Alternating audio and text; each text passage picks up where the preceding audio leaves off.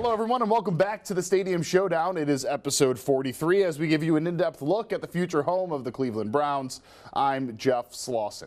This week, we thought it was very important to look legally at where we are and potentially where we could be. So we bring back in our legal analyst, Alyssa Belli, who we always turn to with a lot of these legal questions. We got two main legal things that are kind of happening, but again, we also want to look ahead to a lot of this, right? Where we could be in these, what happens in multiple scenarios. Really important to talk these things out as the court situation could really start to drag on. And of course, as the official groundbreaking is getting closer and closer in Brook Park. So let's bring you to part one of our conversation with Alyssa Belli. We welcome back to the Stadium Showdown, Alyssa Belli, our legal analyst. We go to you for all of our legal questions here. We have not spoken on camera in this setting in quite some time. It has. That's why I went up to your desk and wondered if you wanted to be on this week, because we were kind of in a weird situation, right? We have these two lawsuits, which we'll get into. We have the governor offering his advice if these lawsuits go one way or the other. But at the end of the day, we have a stadium that's still being built. Right. So I think many people are very confused as to if there's any validity at all to these lawsuits. Right. I think they're first saying, wait, how is there still litigation? Right. When obviously they've got shovels in the dirt and the Haslam's don't seem worried, and then what's still being fought? So explain that for people. Let's start with the Dennis Kucinich one. Dennis Sure. Kucinich, who was on this show.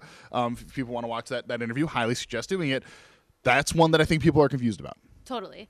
Yeah. So Dennis Kucinich filed a lawsuit months ago, but just recently he filed a motion for temporary restraining order and injunction. Here's what he's saying. There's one little section of the stadium lease, 9B2, and it essentially says that the Haslams have no business discussing moving forward with ideas or planning to move the team outside of Cleveland until the lease is up. Lease isn't up until February of 2029. So now he went to the judge and said, I want you to hear my arguments. I think there should be a block on everything that the Haslams are doing until that lease is up. Does he have a point? Because when I had him on the show, he talked about your standard lease and essentially said, if you sign a lease for an apartment and you decide to break the lease, you need to come to an agreement with the owner of the lease. Right. Or you're on the hook. Right. And his argument was the owner of that lease is the taxpayer because it's a taxpayer-funded stadium. Right. So does he have a point in this?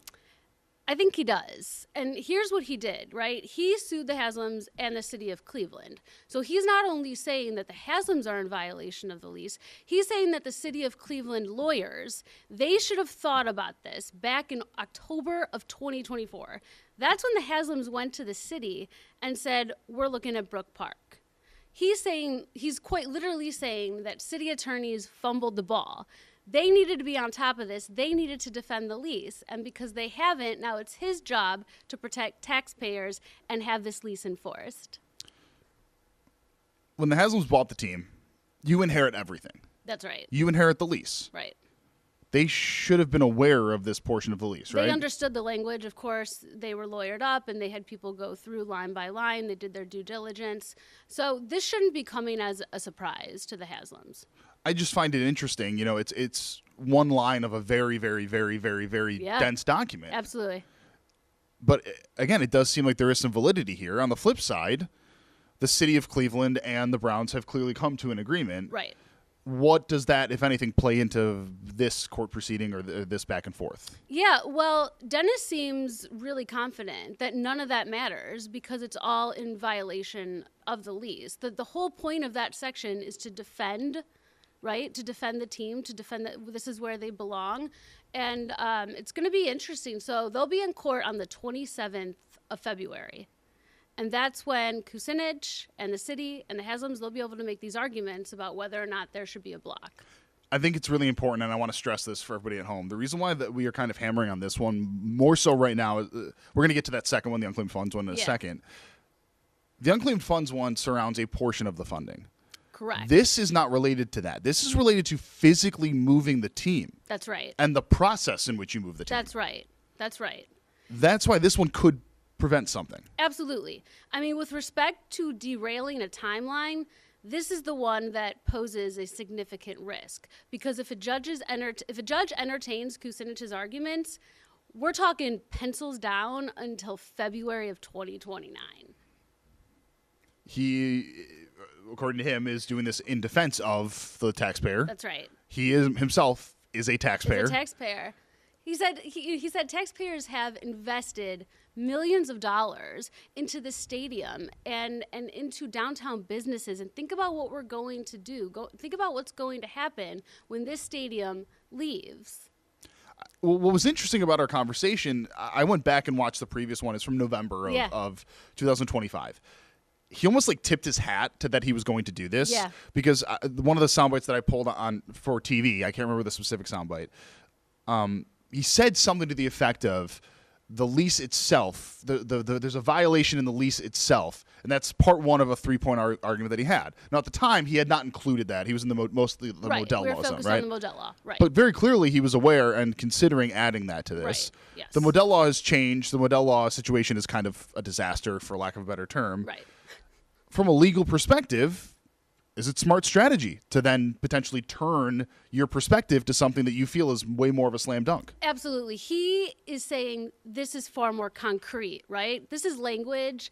This is construction of a contract language. And also, he brought on now his own legal counsel, this Logan Tromley, who is specialized in taxpayer litigation. Everything that Kucinich has done up until this point is demonstrating that he means business, and he's quite confident in this moving forward. Every time we try and hear from, speak to, get anything back from the Browns, it is full steam ahead. Yes. Brook Park doesn't seem very concerned about it at all. No. They have not done the official groundbreaking yet, which is going to be people wearing gold hats digging fake dirt. Right. But they're moving dirt. Yeah. If a judge sides with Kucinich, Yeah. what happens? Yeah, if the judge sides with Kucinich, that means that a restraining order, a preliminary injunction, is in effect, and they've got to stop. But then, okay, immediately we know that they're going to move to appeal that because they're not going to be happy with that. But that block stays in place while the appeal plays out unless a judge decides to stay things. So it's a win for Kucinich if the judge goes his way unless and until an appeals court says differently. And when we say like that puts a stop to things, everything. Yeah. Because, again, that portion of the lease concerns discussions around, plans Yes. in place too. I mean, like, negotiating. yeah, Right. like everything involved in moving the team. That's right. If it does happen, it's going to be interesting. Obviously, we're a little bit away from that. A judge won't decide, right? On the 27th, it's mostly a hearing, right? I would imagine that it's Judge Gallagher, she'll take a bit of time to decide. But we've also seen judges rule that day on injunctions. True. But we'll definitely have a better sense of things once we hear the arguments. All right, let's move on to the next one here. So this unclaimed funds debacle, I Yes. guess is the best way to say it. You've been in court. Yes. In Columbus. County court, federal court. There's actually 2 lawsuits challenging the unclaimed funds, but there's one we care about, and that's the county one. Right, because that's the one that's advancing. That's where the block is. Right, so that's stopping the $600 million. And again, the reason why we haven't been like, sounding the alarm on that one is just the Haslams are worth billions of dollars. Right. They'll be able to potentially source $600 million. Exactly. We also don't know what that's needed for. Right. The current money that they clearly have, the 1.6, the 1.6 that they're using, or 1.6 or 1.8 that they already have, that could be going toward this stuff. Exactly. So this one's not make or break, but it is for the future prospect of it. Right. Why is that? Why is this such a big deal for the future of these unclaimed funds? Yeah. So let's back up a minute. This money was supposed to move on the 1st of January. And it didn't because a judge decided, actually, I agree with you. I'm going to grant this temporary restraining order, hear arguments, and now we're actually waiting for a ruling on an injunction. What does that mean? If this judge says yes to the injunction, that is in place until this case either goes to trial, which is set for next January, or the parties settle. Sorry, I'm just taking my notes here. No, you're fine. Next January for the funds there Is the trial date. Is And the that's just trial what it is date. right now. That'll get pushed. And the reason why this is a bigger deal than just the Browns, the $1.7 billion that's in this zone, right, is for entertainment. It's for sports. It's for anything basically that could be considered bringing people into an area for tourism, Exactly. right? And you could probably stretch that pretty far if you're a local municipality to For claim, sure. right? I mean, a minor league baseball team can qualify for this. Right. Youth sports potentially could, with the fact that now high school athletics has NIL. There's a chance that a high school team could even qualify. Yeah. That's why this is the big deal. Right. While the Haslams potentially can make up the $600 million, and while the Browns are at the center of this, Right. for those teams that can't afford it, that would need this money, this is where this is a big deal. Yes, yes. This is bigger than the Haslams because this is challenging the lawfulness, the constitutionality of using this unclaimed funds for this purpose. And where we are right now in Franklin County, there's a judge who's seriously considering that this is not an appropriate use. Mark Dan is the head of this one, right? That's right. You have Dennis Kucinich, you have Mark Dan, two people that are incredibly popular and famous in Ohio politics. Exactly. Two people that have had a large responsibility in writing laws and legislation related to Ohio politics here in the state. That's not a coincidence, right? I mean, these are people that have grave understandings of how these things work. These are people who are very knowledgeable about the system, about the legal process, and who feel strongly. You know, these suits are filed on behalf of taxpayers and on behalf of people that have money in this unclaimed funds. They're not playing around. They really are passionate about these lawsuits. It really is. It's fascinating because, like you said, they're on behalf of the taxpayers. These are people that are taxpayers, but they're not just like an average person. No. So they get what's going on. Right. Exactly. There is potential ways to get around things, potential solutions to these things. That was addressed by Governor Mike DeWine. We are going to get to that shortly after a very quick break. And we are back with Alyssa Belli, our legal analyst here. Alyssa, you and I were talking during the little break we took during this interview, but this has been a conversation for a long time related to the unclaimed funds. For those that are unfamiliar, I'm just going to lay it out pretty quickly. The governor wanted the Brown Stadium to be paid through the taxes on sports gambling. Now, it wouldn't be on your gambling. It would be on the companies, the sports gambling companies. That was his proposal. The Senate and the House disagreed. They didn't want it. No, they very much so didn't like that because, well, let's just put it incredibly clear out here. Yeah. These gambling companies make a lot of money. They can spend a lot of money to make contributions to a various range of individuals in politics. Yep. We have nothing against that in the United States. So these people can potentially I'm not saying that it definitively is happening, but there's a reason why these lobbies are so powerful. There's a reason why these companies are so powerful. And there's a reason why these companies would tell these individuals, hey, do not do this. We don't want that. Right. Yeah. Because if you're taxing them at a higher rate, they're obviously taking in less funding. So that was the idea, right? That was the initial idea that the governor wanted. And the counter to that was DeWine saying the people in the state spend a lot of money, so this is an appropriate way. It would be the highest tax rate on any gambling company. Yeah. The Senate and the House said no. Yeah. They passed what is the current plan, which is the Department of Unclaimed Funds, but now it's circling back. Yeah. The governor had said, we played the sound last week, that this is the avenue that he could see if everything is shut down. But it's not like it could happen in a snap. Let's just go through the legality of that, right? Let's do that, yeah. A budget is every 2 years. This was in the budget. Yep. Legally, in order to deem something from a previous budget as being not illegal, Right. then you'd have to pass something to make it work in its place, right? Sure, you got to rectify it, right? You need a new strategy and a new plan and a new law forward. People drastically underestimate how long things take in politics. Yes. So, if hypothetically it is determined that the Department of Unclaimed Funds cannot have the money go to that, Right. we're thinking like 2 years, right? A year? Absolutely. Absolutely. Until a solution is fully vetted? If the judge in Franklin County decides that it's unconstitutional to use this money for the stadium, that block is good until this case goes to trial or settles. It's not set right now for trial until next January. Trial dates always get pushed out. Yeah. Okay, so that's a year, but then you think about, well, okay, cool, then this has to get into the budget for another plan. That's even longer. What I like what you pointed out is it has to go to trial. It would be a stay until the trial. So it would be absolutely can't use it. Right. Then the trial would happen. Right. So the governor in saying, oh, we could just use the money from sports gambling, we wouldn't know officially until the trial's done if it's right. That's correct. And let's say that a jury goes with Mark Dan, that can be appealed too. And everyone involved here, we keep saying this, they're going to take every procedural, strategic play they can in the court system. And it's not even really about winning, it's about delaying. If this is in the courts, things are getting slowed down. That's undeniable. So it's not as simple as the governor saying, oh, we could just do my plan.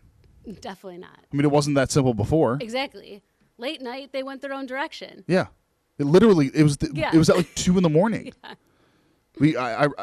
A quick aside, but I remember when we heard about that, I got somewhat of a tip that basically, hey, they're going to be adding this and then it's going to be approved. And it was at like literally 2:30 in the morning. Yeah. So if the governor wants his to pass, it has to go through the regular channels, right? Correct. That's right. So it would have to go through House, Senate for the budget. Right. Then they would have to sign off on it. He would have to sign off on it. That's right. That's right. But again, that would be the 2027-8 budget, or right. Yeah. Yeah, because it's a 2-year budget, right? Right. Yeah. So that's why this would take long. Right. And keep in mind, yes, on one hand, he could wait and see, or he might hit a point. Everyone might hit a point where they say, you know what? I don't want to wait any longer. I don't want to stick around and see what's really going to happen here. Let's move forward with another plan. The one last thing I want to touch on here, which you and I have neglected to bring up, the governor's done in a year. Yeah. Yeah. So him saying, oh, we can just do my plan. No, you can't. No. The clock is ticking. 2027, a new governor will take office. That's right. So they can do their own plans, foresee their own way of wanting to do this. Exactly. Right. So if DeWine does nothing and then he's out of office, and let's say the block is in place, then it's up to the new administration to decide what they think is appropriate. Or what if DeWine does make a move and then the new administration doesn't like that idea? Right. I mean, the last thing here, if something is deemed illegal, yeah. where does the money go? Does it go back to its original source? Does it depend? Well, it depends on the appellate process. Like you're saying, if there is money They took already been $1.7 billion taken. from the Department of Unclaimed Funds That's to right, put that's into right. this funding, right? Yeah, if it's found to be an unconstitutional use, then the people of Ohio need to be able to file claims to get that money back. Wow. Right. So then they would have to find a totally different. Exactly. Yeah. Yes. And again, the reason why this is just much bigger than even this show is because the Cincinnati Bengals are looking for a couple $100 million to refurbish their stadium, Yeah. right? We have the Columbus Blue Jackets who potentially could be looking for upgrades. We Yep. have minor league baseball teams, minor league soccer teams, minor league hockey teams. Yep. All of these could have access to this. Right. And you need this to be figured out for when the Cavs want new seats and they request $20 million for it. Right? I mean, that's basically it, right? Yeah, absolutely. Absolutely. Like, you can't have this a solution left out in the dust. Right. And these types of planning take Right. years. Right. These aren't decisions that are made. So far more ranging than. Right. Okay, so the 27th of February, that is the Kucinich. Yes. Do we have an update on the unclaimed funds when that's next? No, I recheck the docket constantly, but no, we're still waiting. But because we're waiting on the decision from the judge, right? That's right. We're waiting for the decision on the injunction. Okay. I mean, I thought we were going to get it like weeks ago. Same. So did the parties. Okay. So Yeah. we're not crazy for thinking that this is dragging out. No, a bit. now we're in that point where we're like, ooh, this is taking a little longer than we thought it would, and makes you a little nervous. Got it. Yeah. I wonder what that could mean for I us. know. But yeah. I'm almost positive that somebody from 19, whether it's you, I, or somebody else, will be in court on the 27th of February. I'm hoping it'll be you. But yeah, Alyssa, thank you so much for your time. Is there anything that we didn't touch on? That No, we should I have? think we covered a lot. Yeah. I think we did as well. As always, Alyssa Belli, our legal analyst, thank you so much for your time. We appreciate it. Thank you for having me. And we once again want to thank Alyssa Belli for joining us, as always, to provide some expertise when it comes to the current legal situation and that new Brown Stadium. And all right, to end the show, we are going to be taking a look back at where we were 30 years ago when the Browns were coming back to Cleveland, kind of how things were shaping up. A really interesting perspective on it based off of where we are right now. We're going to be focusing on that after a short break. Welcome back to the Stadium Showdown. So this week, I wanted to focus a little bit on the past here. The assistant news director here at 19 News came up to me and said that he had found some previous stories that we did here at 19 News in the 90s and late 80s, focusing very much so on stadium debates. If this doesn't prove anything other than the fact that history is cyclical in some ways. The exact same debates that we are having right now were existing in 1989, and that is where we are going to start first. This, a debate over what to do with the Brown Stadium. And you're going to hear a very familiar refrain in this. Do you build a new stadium or do you renovate the old one? Of course, we were talking about Municipal Stadium in this perspective. But again, this story comes to us courtesy of 1989. So let's take a quick look back at the stadium debate when both the then Cleveland Indians and the Cleveland Browns played under the same roof. For 60 years, Cleveland's Municipal Stadium was where the city's hopes and dreams soared like a fly ball hit deep to center field. Plenty of dreams have been crushed here as well. Municipal Stadium looks pretty much the same as it was when it was built in 1931, but that could soon change. The 10 o'clock news has learned that Browns owner Art Modell will shortly announce plans to give this 80,000-seat landmark a multi-million-dollar facelift. In an exclusive interview last week, Modell told me that a study commissioned by the Browns and the Indians arrived at an exciting conclusion. A stadium restoration here that would be remarkable. For example, the removal of every post obstruction in the stadium. New seats. Double the capacity of lavatories. I mean, just give me a teaser. That's right, no poles. And long waits in the restroom would be a thing of the past. The price tag, sources say $85 million. And the plan's opponents fear it could jump to $115 million. The stadium was built almost 60 years ago, not for football and not for baseball. It was built for track and field in an unsuccessful attempt to lure the Olympics to Cleveland. And some feel a multi-million-dollar renovation is just putting good money after bad. The Tribe's star outfielder Joe Carter has made no secret of his contempt for the stadium. He told us the Tribe should find a new TP. First of all, it's way too big. You have 40, 50,000 people in here. It looks like you have about 10 or 15. It just has a dull kind of feeling to it. One guy was just saying you could drive right past the stadium, not even know it was a stadium because it just blends into everything else. Cuyahoga County officials tell us that Tribe owners Richard and David Jacobs have been negotiating to raise public money to build a new open-air baseball-only stadium on this 28-acre parcel at the old Central Market. Why build a new stadium? Because without it, we risk losing the Indians to another city. Without it, one should be awfully concerned as to whether or not we will have a Major League team, Major League Baseball team in this city into the next century. Somebody asked the question, how do you know that? And the answer is, I don't. But I submit that can we afford to test it? The proposed $118 million facility would hold 44,000 seats with a capacity for 72,000 if Modell eventually moved the Browns to the stadium. And many corporate leaders hope that's what would happen once the structure was built. But Modell says, no way. You mean, really in it? Not going to happen. No. In fact, I understand that would cost $10 million to make it expandable, and the actual expansion is another $40 million. So it's $50 million. We'll take that money now and stay here for football only and fix it up. Modell wants to renovate, and the Jacobs want to build. As for Mayor Voinovich, he wants the two owners to come to an understanding. The 10 o'clock news has learned that last week the mayor was working behind the scenes to convince the Jacobs to approach the Modell proposal with an open mind. Corporate and political leaders say the two team owners must come to an agreement soon. Otherwise, they say we'll punt away a golden opportunity, and it will be the community that's the big loser. And lastly, I just want to show you what it did look like as they were demolishing the previous stadium. A quick reminder here, in the demo of Municipal Stadium, the cost in 1996 was around $6 million, hovering around there is where we were able to find that data. The Browns have offered $100 million plus any funding needed to demolish the stadium currently. So potentially it could cost a similar amount. Unsure exactly what that would be, but that's what it looked like when it did. You may remember there was a fire at the Municipal Stadium at one point. It was abandoned. It was being torn down anyways. Might as well let the thing burn out, and then it potentially helps you in the long run. But all of these things that we were dealing with have in some way kind of happened before.